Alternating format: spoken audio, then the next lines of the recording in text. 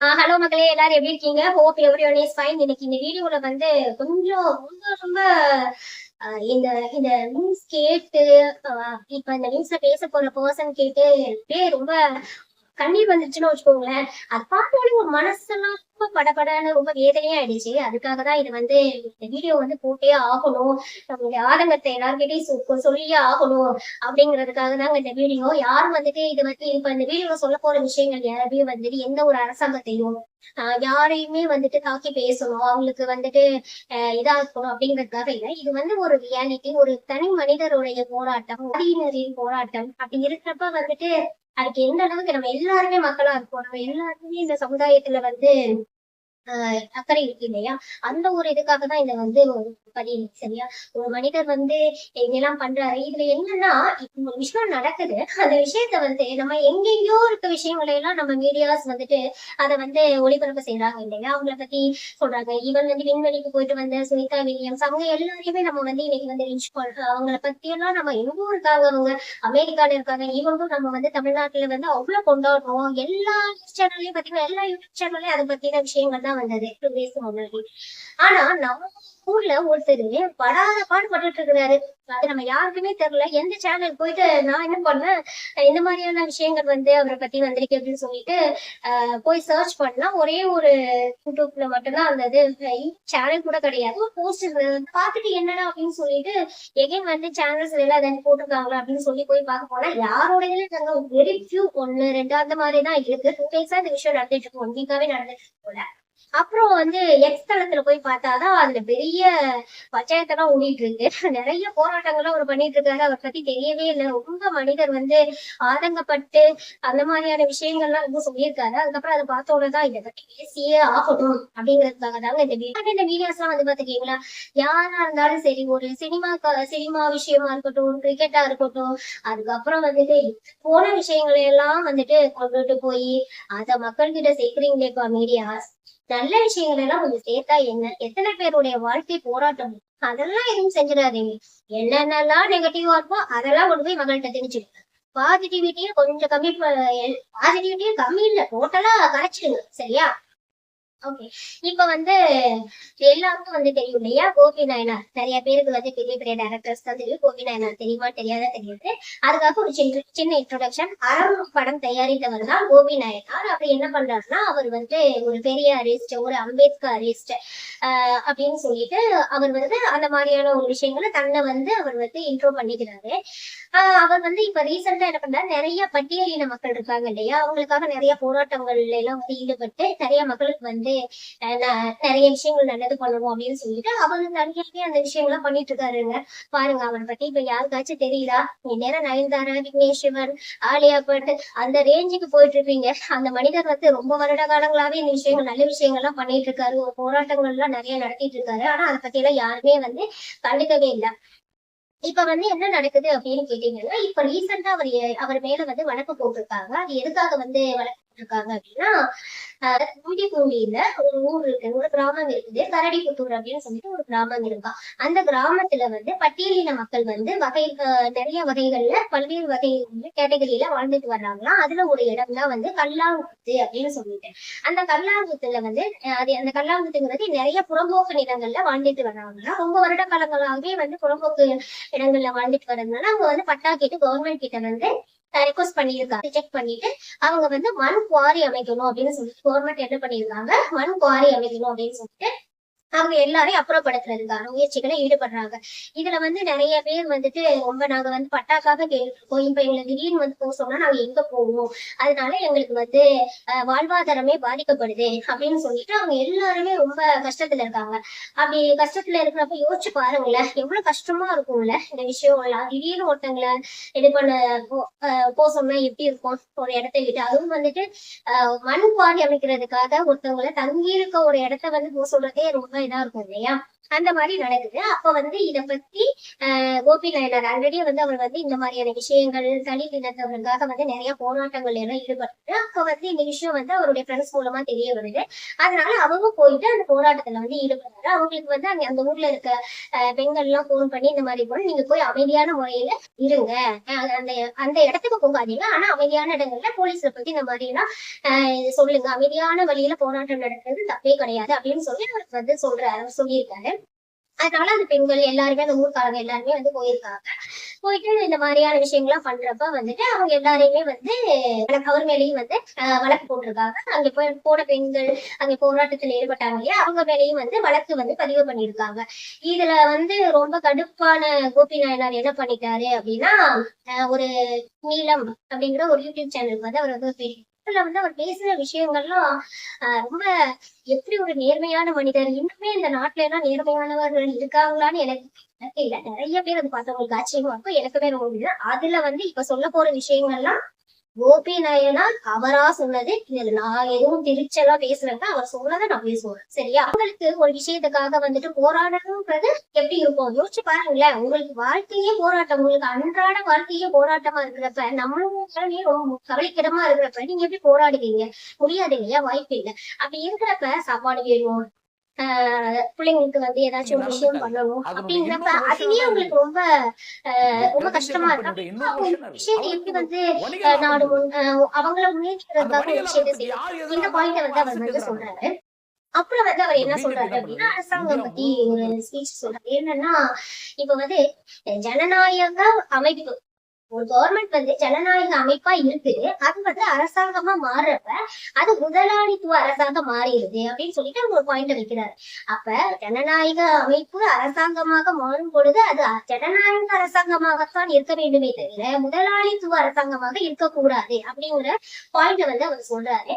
இப்ப முதலாளித்துவம் அரசாங்கமா இருந்துச்சுன்னா பிரிட்டிஷ்காரங்களே நம்மள ஆட்சி செஞ்சிருக்கலாம். பிரிட்டிஷ்காரங்க கணக்கு அப்படித்தானே இருந்தது, அது வணிக அரசாங்கமா இருந்தது. அப்படி இருக்கிறப்ப பிரிட்டிஷ்காரங்களுக்கு எதிராக யாராச்சும் சொல்லணும்னாவே என்ன பண்ணுவாங்க, உடனே கேஸ் போட்டு உள்ள வச்சிருவாங்க, வழக்கு பதிவு செஞ்சு. அப்ப வெள்ளையர்கள் மட்டும் இங்கேயும் நடக்குது, இதுல எங்க நமக்கு ஜனநாயக நாடா இருக்கும் அப்படின்னு சொல்லி ரெண்டாவது இந்த ஒரு பாயிண்ட் அவர் சொல்றாரு.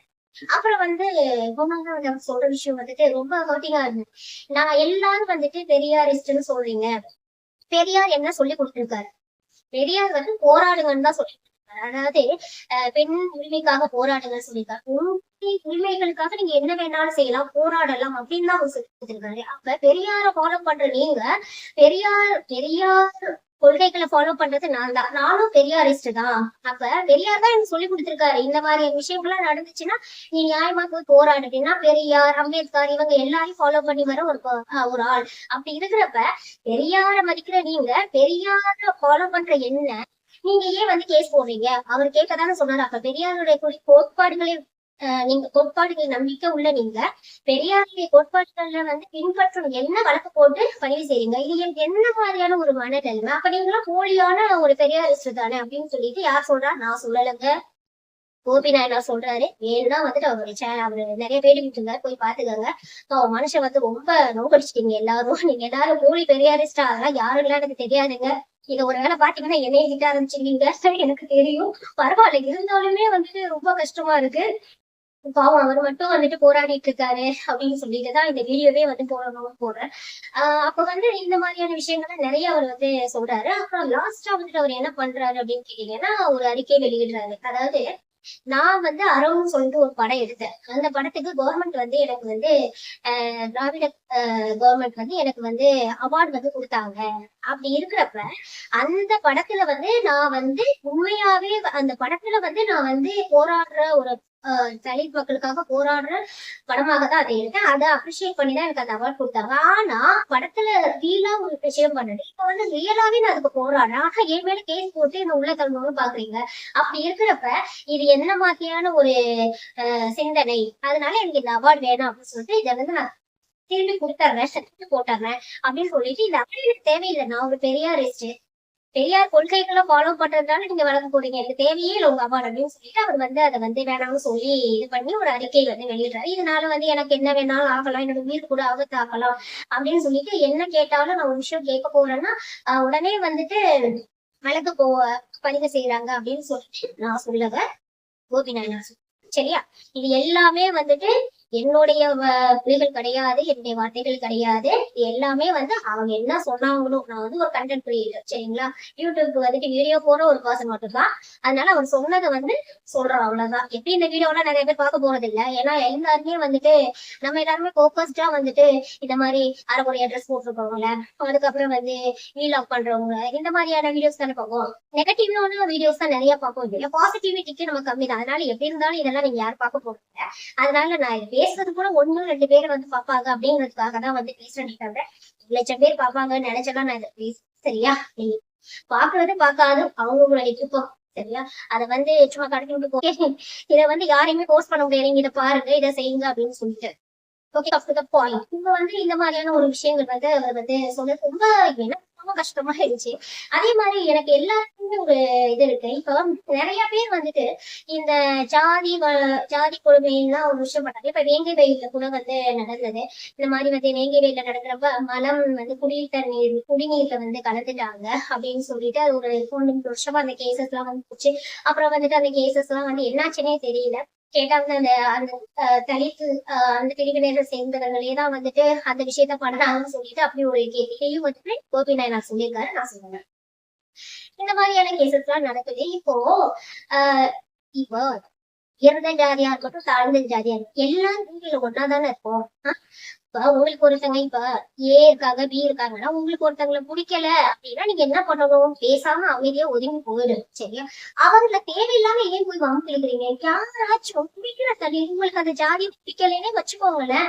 அந்த ஜாதியில இருக்கவங்க அந்த ஜாதி பிடிக்கல என்னவோ இருக்கட்டுமே, எப்படி நீங்க வந்துட்டு ஒரு அவங்களும் மனுஷங்க தானே, அவங்களுடைய தண்ணியில போய் மனத்தை வந்துட்டு கலக்கிருக்கீங்க.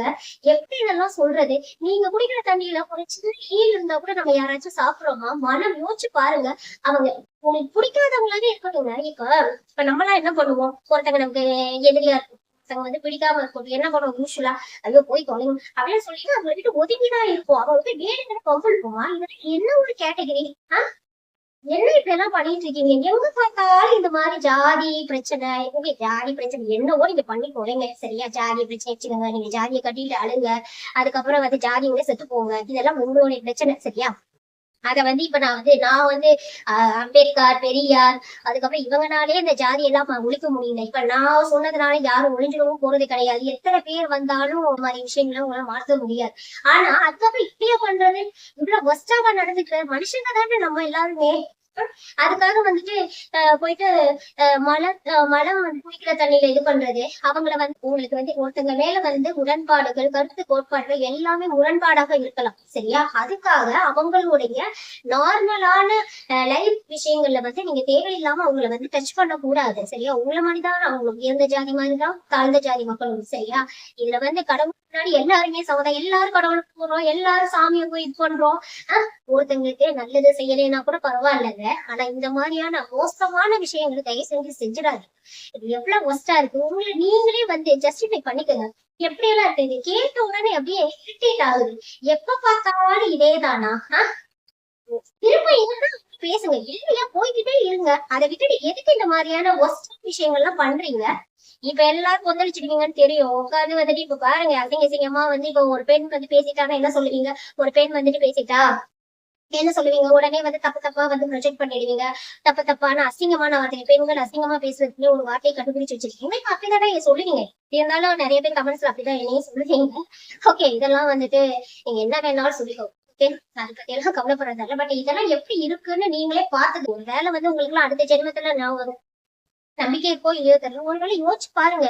ஒருவேளை அடுத்த ஜென்மலாம் இருந்துச்சுன்னா நீங்க தாழ்ந்த ஜாதியா போறது, அவங்க உயர்ந்த ஜாதியா இருந்தா எப்போதுமே கர்மா பூமரிங்க பாத்துக்கோங்க. சரியா? கர்மா எல்லாம் உங்க எல்லாருக்கும் நம்பிக்கை இருக்கோ இல்லையா, கர்மாங்கிறது ரொம்ப பவர்ஃபுல்லான ஒரு விஷயம். பார்த்து நடந்தது. இந்த மாதிரி எல்லாம் பண்ற வேலையெல்லாம் தயவு செஞ்சு கொஞ்சம் இது பண்ணிக்கிட்டா கொஞ்சம் மனிதர்களா ஃபர்ஸ்ட் நடந்துக்க முயற்சி செய்யும். சரியா? இந்த மாதிரி எல்லாம் தயவு செஞ்சு நம்ம எல்லாருமே மனிதர்கள், நமக்கு 6 அறிவு இருக்கு. எல்லாருக்கும் ஒரு ரெக்வஸ்ட், யாரா இருந்தாலும் சரி, நல்லவங்க கெட்டவங்க, உயர்ந்த ஜாதி தாழ்ந்த ஜாதி யாராவும் இருக்கட்டும், தயவு செஞ்சு மனிதர்களா நடந்துக்க. தேங்க்யூ.